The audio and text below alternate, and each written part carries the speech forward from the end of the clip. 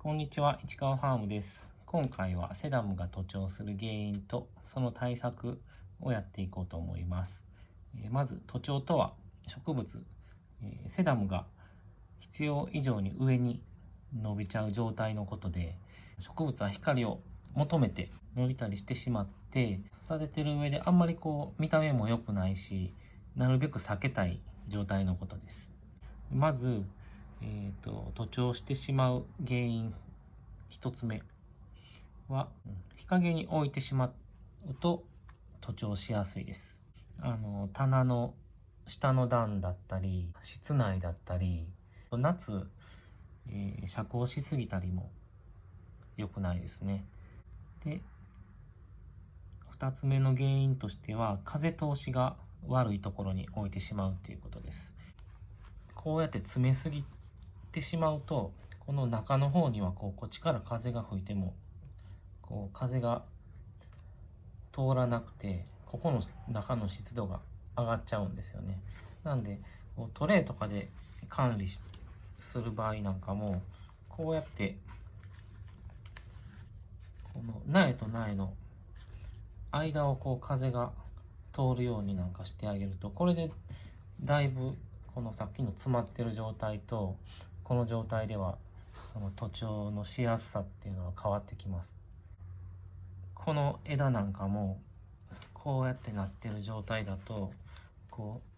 光を求めたり、場所もないっていうのもあるんで上に伸びちゃうんですけど、これだったら横に逃げれるし、この横に風が通るので元気に育ちます。これだけでだいぶ違います。次の原因としては、肥料が効きすぎ。肥料の窒素分が効きすぎると茎とか葉っぱに栄養がいって伸びやすいんですよね。今とりあえずその日陰に置いたり、風通しが悪かったり、肥料が効きすぎたりするっていう3つ原因挙げたんですけど、これ3つとも揃っちゃうとものすごい伸びやすいんですけど、このうちの1つくらいが当てはまっても徒長はしないことがあります。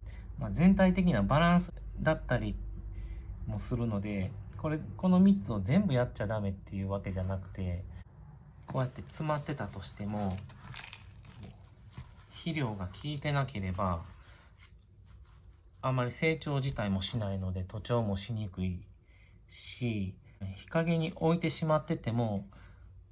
風通しが良くて肥料もそんなにちょうどいい感じに効いてればあまり徒長もしないので、時と場合によります。あとセダムは肥料も欲しがるし水も欲しがる植物なので、ある程度どんどん育っていくものなんですよね。エケベリアなんかだとうまいこと肥料を管理するとあんまり動かなかったりもするんですけど、セダムはもうなかなかずっと同じ大きさでいさせるっていうことは難しいので、ある程度育ててあげながらタイミングを見て切り戻してあげるっていうのが大事だと思います。最後に、徒長してしまった株をどうするかっていうのなんですけど、こういう感じに伸びてしまってるやつの場合はもう切っちゃった方がいいです。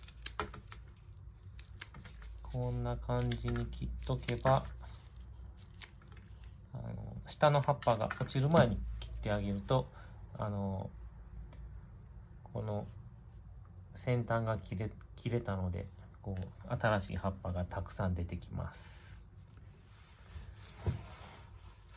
そしてちょっとこれはあんまり伸びては、徒長はしてないんですけど、これがもっとふわっと徒長しちゃってた場合は、伸び方にもよるんですけど、その日陰やったり風通しが悪くて伸びちゃってた場合は環境を変えてあげることである程度日にも当ててあげて、風通しのいいところに置いてあげると、このままその場所に持っていくだけで、いい感じになる場合もあります。ですごく伸びすぎちゃってた場合はやっぱり結局切ってあげるっていうのがいいと思います。まあ時期にもよるんですけど、今みたいなまだ涼しい時期だったらその場所を移動するだけである程度元気に戻ると思います。でも梅雨前だったり、梅雨に入って伸びちゃったとかそういう場合はもうバッサリ切ってあげた方が、下の葉っぱがこう落ちたり腐ったり、下のこの湿気てる中の湿度が高いところで病気が発生したりするので、こんな感じで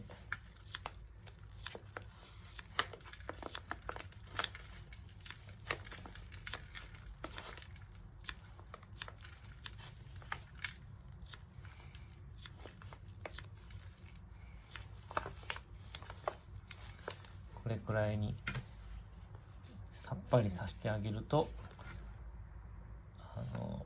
梅雨の時期なんかでも新しい綺麗な芽が出てきます。ちょっとかわいそうな感じもするけど、このままどんどん伸ばして腐っちゃうよりは全然いいので、ぜひさっぱりさせてあげてください。はい、最後に繰り返しにはなってしまいますが、徒長の原因は日陰に置いてしまうこと、風通しが悪いこと、肥料が効きすぎてしまうことで、対策としては、条件のいいところに移す、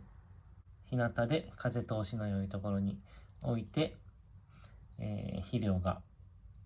効きすぎないようにするっていうことですね。で、伸びてしまった株は下の葉っぱのあるところで切ってあげるっていうことになります。大雑把なところは伝わったと思うんですが、もしわからないところとかあったらコメントください。ご視聴ありがとうございました。